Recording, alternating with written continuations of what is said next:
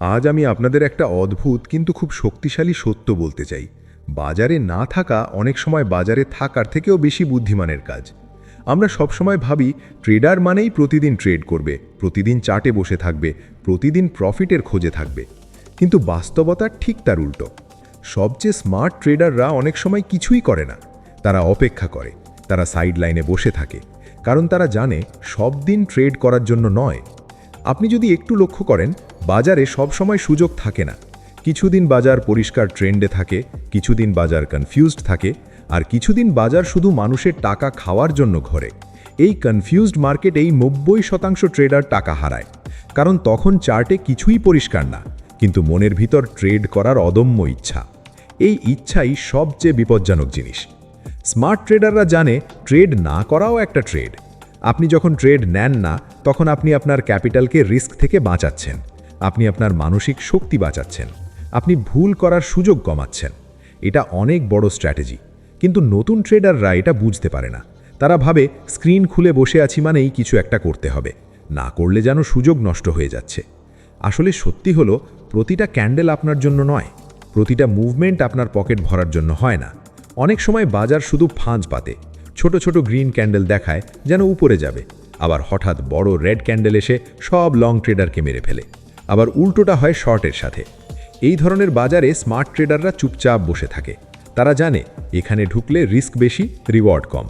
Side লাইনে বসে থাকা মানে অলস হওয়া নয়, সাইড লাইনে বসে থাকা মানে অবজার্ভ করা, মার্কেটের ভাষা শোনা, ভলিউম, ক্যান্ডেল, লেভেল সব কিছু ঠান্ডা মাথায় দেখা। স্মার্ট ট্রেডাররা এই সময়ে প্রশ্ন করে, বাজার কি পরিষ্কার কিছু বলছে? যদি উত্তর না হয়, তারা কিছুই করে না। এই কিছু না করাই তাদের সবচেয়ে বড় শক্তি। নতুন ট্রেডাররা ভাবে যদি আজ ট্রেড না নেই তাহলে আমি পিছিয়ে পড়ব, কিন্তু বাস্তবে হয় উল্টোটা। আপনি যত বেশি খারাপ সেটআপে ট্রেড করবেন, আপনি তত বেশি পিছিয়ে পড়বেন। স্মার্ট ট্রেডাররা শুধু বেছে বেছে ট্রেড করে। তারা 10টা সেটআপের মধ্যে হয়তো একটা ট্রেড নেয়, বাকি 9টা তারা ছেড়ে দেয়, কারণ তারা জানে কোয়ালিটি কোয়ান্টিটির থেকে অনেক বেশি শক্তিশালী। আপনি যদি একটা লায়নের কথা ভাবেন, সে প্রতিটা খরগোশের পেছনে দৌড়ায় না, সে চুপ করে বসে থাকে, অপেক্ষা করে সঠিক মুহূর্তের। ট্রেডিংও ঠিক তাই। মার্কেট যখন পরিষ্কার সুযোগ দেয়, তখন স্মার্ট ট্রেডার আঘাত করে, বাকি সময়ে সে শক্তি জমায়। নতুন ট্রেডাররা সারা দিন দৌড়ায় আর শেষে ক্লান্ত হয়ে ভুল করে। সাইড লাইনে বসে থাকার আরেকটা বড় কারণ হলো মানসিক নিয়ন্ত্রণ। আপনি যখন একের পর এক ট্রেড নেন, আপনার আবেগ বাড়তে থাকে। লস হলে রাগ, প্রফিট হলে লোভ, এই দুইটাই আপনাকে ধ্বংস করে। কিন্তু যখন আপনি কম ট্রেড করেন, তখন আপনার মাথা ঠান্ডা থাকে, আপনি নিজের প্ল্যানের বাইরে যান না।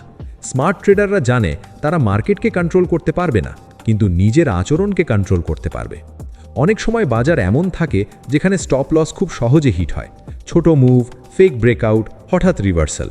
এই অবস্থায় ট্রেড করা মানে ক্যাসিনো খেলা।